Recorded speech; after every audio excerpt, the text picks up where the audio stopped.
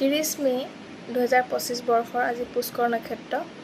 এই পুষ্কৰ নক্ষত্ৰত আপোনালোকলৈ মই লৈ আহিছোঁ এটা মেনিফেষ্ট প্ৰক্ৰিয়া, যিটো মেনিফেষ্ট কৰি আপোনালোকৰ দুটা উইচ ফুলফিল কৰিব পাৰিব।